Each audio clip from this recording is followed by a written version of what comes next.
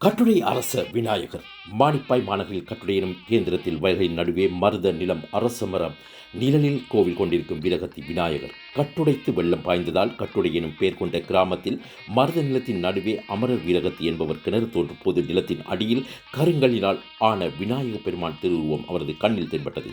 அவர் அதனை கவனமாக எடுத்து அருகில் இருந்த அரச மரத்தின் அடியில் வைத்து வழிபட்டு வந்தார். அங்கு ஒரு இரணைப்பட்டு தென்னை மரம் இருந்தது.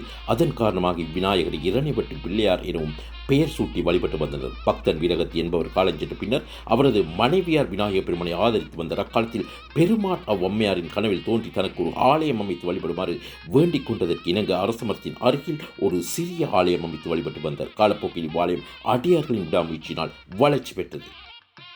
கட்டுடை வீரகத்தி விநாயகர் ஆலயத்திற்கு தான் வருகிறது. இந்த ஆலயமானது இப்பகுதியிலே மிகவும் ஒரு பலம் வாய்ந்த ஆலயமாக விளங்குகிறது.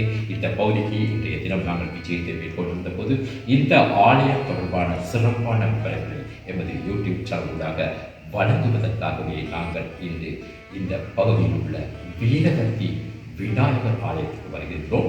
இப்பகுதியிலே விவசாயத்தை மேற்கொள்ளும் விவசாயிகள் தங்களது அறுவடை நெற்களை கூட இந்த வீரகத்தி விநாயகர் ஆலயத்திற்கு கொண்டு வந்து முதல் பொங்கலை மேற்கொண்டு அதன் பின்னர் தான் அவர்களது வேளாண்மை செய்திகளை தொடர்பாக ஒரு பிரசித்தி பெற்ற வீரகத்தி விநாயகர் ஆலயத்தை தான் வருகின்றோம். சுரேஷ் சர்மா ஐயா அவர்கள் இணைந்து கொண்ட எமக்கு இந்த ஆலயத்திற்கான விவரம், இந்த ஆலயத்திலே தினந்தோறும் இடம்பெறும் பூஜை வழிபாடுகள் மற்றும் இங்கே திருவிழா காலங்கள் தொடர்பான விவரத்தை நமக்கு எமது ஐயா அவர்கள் வழங்குவார்கள். இன்றைய பொழுதிலே எமக்கு எல்லாம் வல்ல விநாயகர் பெருமானின் ஆசீர்வாதமும் அருளும் கிடைக்கப்பட்டதனால் தான் இன்றைய தினம் நாங்கள் இந்த பகுதிக்கு வருகிறோம். यापणे प्रदेशेतीने सांगली पाठ प्रदेशेती आपोवस्थावतती කුඹුරු වැඩ කටයුතු කරන්නේ ඒ භූමිය වෙද තමයි මේ වීරකත්ති විනායක කෝවිල තියෙන්නේ. ඒ නිසා අද මේ කෝවිල තෝරගෙන අපි ආවා මේ කෝවිලේ තියෙන උත්සවය, මේ කෝවිලේ තියෙන විශේෂ පූජාව පිළිබඳව විස්තරයක් ලබා දෙන්න තමයි අද අපි මේ වීරකත්ති විනායක කෝවිලට අපි ඇවිල්ලා. எனவே சுரேன் சர்மா மதியம் விடிய பூசை 5:30 மணி அடிச்சு 6க்கு பூசை நடக்கும், 6:30 பூசை நடக்கும். மத்தியானம் பூசை 10:30 மணி அடிச்சு 11க்கு பூசை நடக்கும். இந்நேரம் பூசை 4:30 மணி அடிச்சு 5க்கு பூசை நடக்கும். மகோற்சவ திருவிழா 2ஆம் மாதம் கடைசிக்கு தீர்த்தம் நடக்கும்.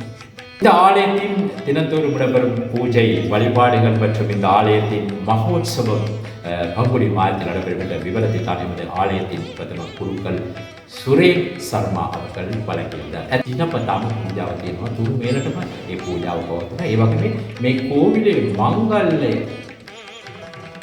මාර්තු මාසෙ තමයි පවත්වන්නේ කියලා තමයි අපේ කෝවිලේ සුරේන් පූජකුරුතුමා අපිට පැවසුවේ. கட்டுடை அரசடி வீரகத்தி விநாயகர் ஆலயத்துக்கு முன்பாக தான் இருக்கிறோம். இந்த ஆலயமானது இந்த விவசாய இப்பகுதியிலே விவசாய வேளாண்மை மற்றும் விவசாய தோட்டங்கள் தான் மேற்கொள்கிறார்கள்.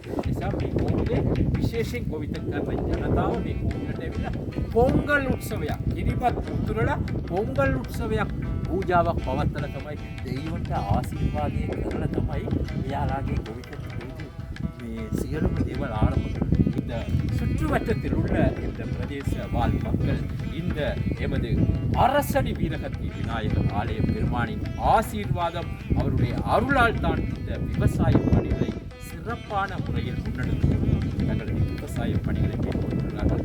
நேர்த்திக்கடன்களை இங்கு விசேஷமாக இந்த விநாயகருக்கு பொங்கல் நிகழ்வுகள் கூட இந்த அரசடி வீரகத்தி விநாயகர் ஆலயத்தில் இடம்பெறும் என்பதை அறிந்திருக்கிறோம். எமது சேனலாளர் வாய்ஸ் ஆஃப் யூடியூப் சேனலை பார்வையிட்டு சப்ஸ்கிரைப் செய்யுங்கள். අපේ channel voice of you channel එක බලලා අපේ channel එක subscribe කරන්න.